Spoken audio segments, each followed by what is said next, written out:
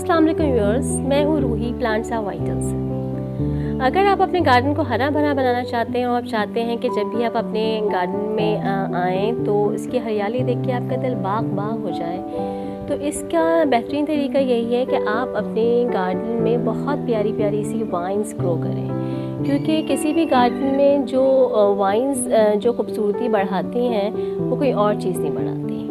मैंने भी अपने गार्डन में इसी तरह की एक वाइन ग्रो की हुई है जिसका नाम है एलमंडा वाइन, और ये वाइन जो है मैं कई सालों से ग्रो कर रही हूँ और ये बहुत अच्छी फ्लावरिंग करती है। मेरे पास जो ये है ये इसके फ्लावर्स जो हैं वो येलो कलर में हैं और दूसरे कलर्स में भी इसके फ्लावर्स होते हैं, जैसे पीच के बहुत सारे शेड्स में भी आपको ये वाइन मिल जाएगी। ये वाइन जो है वो बहुत ही आसानी से ग्रो हो जाती है और ये बहुत तेज़ी से जो है वो ग्रो होती है और देखते ही देखते ये पूरे आपकी जो घर की दीवारें होती हैं उन पे फैल जाती है। और अगर आप इसको ज़मीन में लगाएं तो ये आपके पूरे घर को ही कवर कर लेती है और ये बहुत अच्छी फ्लावरिंग करती है।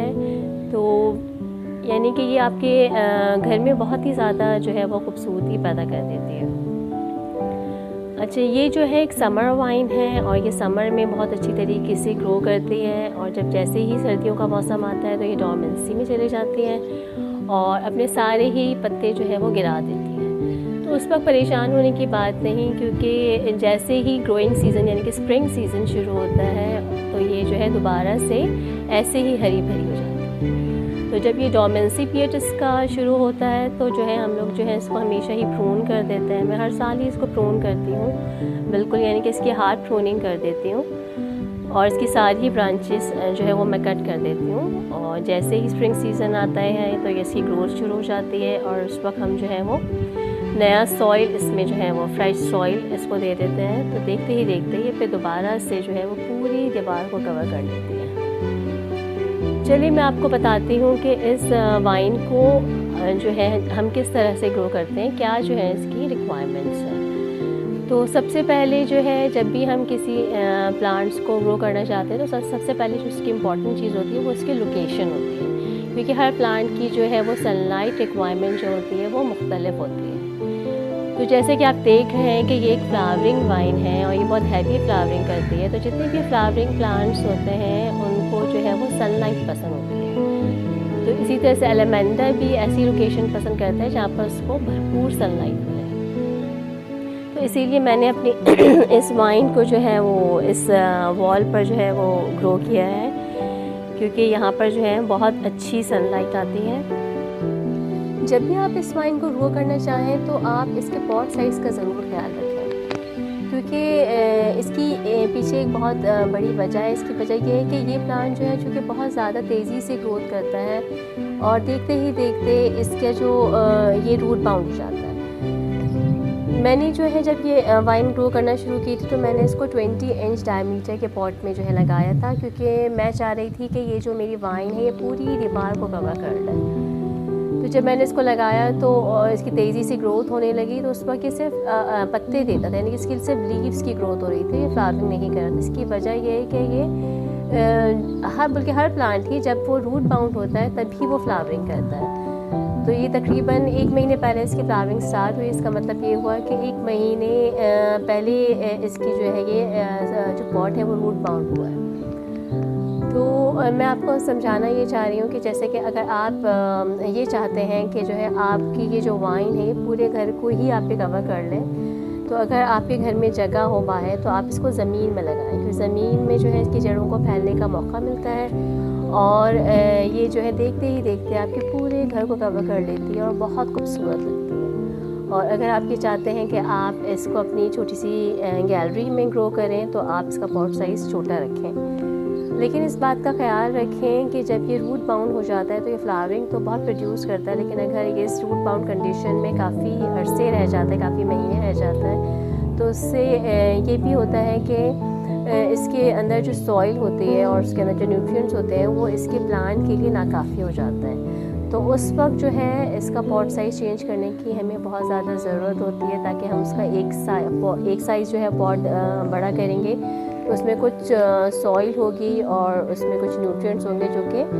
हमें ऐड करने पड़ते हैं ताकि इसकी जो है वो ग्रोथ बहुत अच्छी तरीके से आगे बढ़ सके। अगर हम जो है वो रूट बाउंड पॉट को ऐसे ही रहने देंगे तो होगा ये कि इसकी ग्रोथ भी रुक जाएगी और हो सकता है कि आपका प्लांट जो है वो ड्राई होने लग जाए। मैंने भी अपने इस पॉट को चेक किया था, ये भी बहुत ज़्यादा रूट बाउंड हुआ हुआ है, लेकिन मैं इसके पॉट साइज़ को नहीं चेंज करूँगी इस बार, क्योंकि अब कुछ ही दिनों में जो है वो सर्दियों का सीज़न शुरू होने वाला है, तो मैं इसको जो है वो हार्ड फोन कर दूँगी। तो इसीलिए जो है वो मुझे ज़रूरत नहीं है कि मैं इसके जो है पॉट साइज़ को चेंज करूँ। अच्छा, अब हम इसके बाद जो है इसकी बात सॉइल की कर लेते हैं। सॉइल जो है इसको जो है वेल ड्रेन चाहिए होती है, जैसे कि हर प्लांट को वेल ड्रेन सॉइल ही पसंद होती है। तो जब भी मैं प्लांट के लिए वेल ड्रेन सॉइल तैयार करती हूँ तो मैं 4 इंग्रेडिएंट्स को शामिल करती हूँ। 1 part cocopeat, 1 part soil, 1 part sand और 1 पार्ट काऊ डंग कंपोस्ट। जब आप इन चारों इंग्रेडिएंट्स को अपनी सॉइल में शामिल करते हैं तो आपकी सॉइल बहुत ही अच्छी सी वेल ड्रेन सी बन जाती है। अब चूँकि ये जो वाइन है वो एक फ्लावरिंग वाइन है और ये बहुत हैवी फ्लावरिंग करती है, तो हर वो प्लांट जो फ्लावरिंग करता है तो उसको अपने सॉइल में फॉस्फोरस की बहुत ज़्यादा ज़रूरत होती है, क्योंकि हर प्लांट को अपनी फ्लावर प्रोड्यूस करने के लिए फॉस्फोरस की ज़रूरत होती है। तो आप अपनी सॉइल में ऐसे इंग्रेडिएंट को ज़रूर शामिल करें जो कि फॉस्फोरस रिच होते हैं, और इसके लिए सबसे बेस्ट जो होता है वो मस्टर्ड केक पाउडर ही होता है, क्योंकि मस्टर्ड केक पाउडर में फ़ॉस्फोरस की जो मिक़दार होती है वो बहुत ज़्यादा होती है। इसके अलावा बोन मील पाउडर भी आप ऐड कर सकते हैं। अच्छा, मैंने अपने सॉइल में जब मैं इसके लिए सॉइल बना रही थी तो मैंने 1 tablespoon bone meal powder, 1 tablespoon mustard cake powder और 1 टेबलस्पून नीम केक पाउडर शामिल किया था, क्योंकि जो बोन मील होता है उसमें भी फ़ॉस्फोरस बहुत अच्छी होती है, और नीम केक पाउडर जो है वो एज अ फंगिसाइड और इंसेक्टिसाइड, पेस्टिसाइड, और इसके अलावा उसके अंदर बहुत ज़्यादा न्यूट्रिएंट्स भी होते हैं, तो उसको शामिल करना भी बहुत अच्छा होता है। इसके अलावा मैं जो हूँ फ़ॉस्फोरस के लिए बनाना पील्स जो होते हैं वो भी अपने इसमें सॉइल में ऐड करती हूँ, क्योंकि बनानास तो हमारे घर में आते ही रहते हैं, तो क्यों हम उसके जो पील्स होते हैं वो उनको फेंक दें, क्योंकि वो उनके जो पील्स होते हैं वो फ़ॉस्फोरस रिच होता है। तो आप उनको कट करके थोड़ा सा धूप में ड्राई कर लें और इसके जो है सॉइल में शामिल कर लें, तो बनाना पील से भी इसको बहुत अच्छी फ़ॉस्फोरस मिल जाती है। और मैं जब भी जिस भी प्लांट में जो है वो बनाना पील्स ऐड करती हूँ तो वो बहुत अच्छी फ्लावरिंग करता है। अच्छा, अब हम जो है बात कर लेते हैं इसके जो है फर्टिलाइज़र की। तो वैसे तो मैं इसको काफ़ी सालों से ग्रो कर रही हूँ और मैंने ये नोटिस किया है कि इस प्लांट को बहुत ज़्यादा फर्टिलाइज़र की वैसे ज़रूरत नहीं होती है, हमेशा ही बहुत अच्छी फ्लावरिंग करता है। लेकिन चूँकि ये जो है हमने इसको अपनी इतनी बड़ी दीवार पर फैलाया हुआ है और उसकी बहुत ज़्यादा ग्रोथ भी बहुत ज़्यादा हो रही है, तो इसलिए इसको फर्टिलाइज़र देना जो है वो ज़रूरी है। तो मैं हर महीने जो है वो इसको फर्टिलाइज़र देती हूँ, जिसमें जो है मैं हैंडफुल जो है काऊ डंग कंपोस्ट और mustard cake powder, bone meal powder और नीम केक पाउडर 1 टेबलस्पून में ऐड करती हूँ और इसके सॉइल में शामिल कर देती हूँ। काऊ डंग कंपोस्ट जो होता है वो नाइट्रोजन रिच होता है, जो कि लीफ की ग्रोथ के लिए बहुत हेल्प करता है।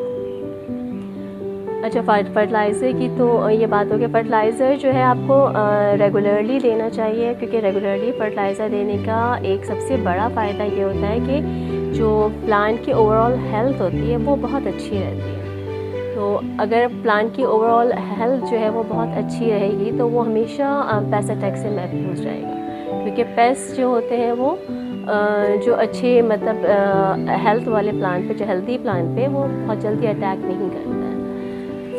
तो इसीलिए इसके लिए खैर मतलब रेगुलरली भी जो है वंस अ मंथ काफ़ी है फर्टिलाइज़ करना। अच्छा, अब हम इसकी बात कर लेते हैं इसकी वाटरिंग की। तो चूँकि आप देख रहे हैं कि ये जो है इसकी ग्रोथ रेट बहुत ज़्यादा है और इसको जो है सनलाइट भी बहुत पसंद है, सनलाइट में रहना ज़ाहिर है, तो इसकी पॉट सॉइल जो है वो बहुत जल्दी ड्राई हो जाता है। वैसे तो मैंने जब इसकी सॉइल बनाई थी तो उसमें कोकोपीट को इसीलिए ऐड किया था क्योंकि कोकोपीट जो होता है वो पानी को एब्जॉर्ब करके रखता है, लेकिन फिर भी जो है इसकी सॉइल जो है वो रोज़ाना ही ड्राई हो जाती है। तो वाटरिंग के लिए ज़रूरी है कि आप जो है इसको रोज़ाना ही वाटरिंग करें और इसको बहुत अच्छी तरीके से पानी दें, तो इसके लिए काफ़ी होगा इसकी ग्रोथ। अच्छा, अब हम बात करते हैं इसकी प्रोपगेशन की। तो मैंने जो है वैसे तो खैर इस प्लांट को इतना प्रोपगेट नहीं किया है, लेकिन ये जो प्लांट है वो वेजिटेटिव्स में मतलब ग्रोथ तो होती है, तो इसको जो है आप स्टेम कटिंग से बहुत अच्छी तरीके से प्रोपगेट कर सकते हैं। तो अगर आप देखें तो इसके नीचे की जो कुछ स्टेम्स को देखेंगे, तो जब भी अगर आप प्रोपगेट करना चाहिए, जैसे कि आप ये विंटर सीज़न आएगा तो मैं इसकी हार्ड प्रूनिंग कर दूँगी, तो इसकी जो स्टेम्स निकलेंगी तो इसमें जो इसकी पेंसिल साइज़ की जो स्टेम्स होंगी तो उनको लेकर मैं जो हूँ सैंड में जो है वो उसको मतलब डाल दूँगी, तो कुछ ही दिनों में जो है उसमें रूटिंग हो जाएगी। तो इस तरह से जो है आप अपनी इस वाइन को प्रोपगेट कर सकते हैं। हाल में तो मैंने इसके मुतालिक जितनी भी ज़रूरी मालूमात थी वो आपको दे दी है। अच्छा, आई होप कि आपको ये जो है मालूमात जो है वो मतलब इतनी काफ़ी होंगी कि आप एक बहुत अच्छी तरीके से अपनी अरंडा वाइन जो है वो ग्रो कर सकते हैं। अगर व्यूअर्स आपको अगर ये मेरी ये वीडियो पसंद आए तो आप इसको लाइक ज़रूर कीजिएगा और प्लीज़ इसको शेयर करिएगा और मेरे चैनल को सब्सक्राइब कर दें। Thank you.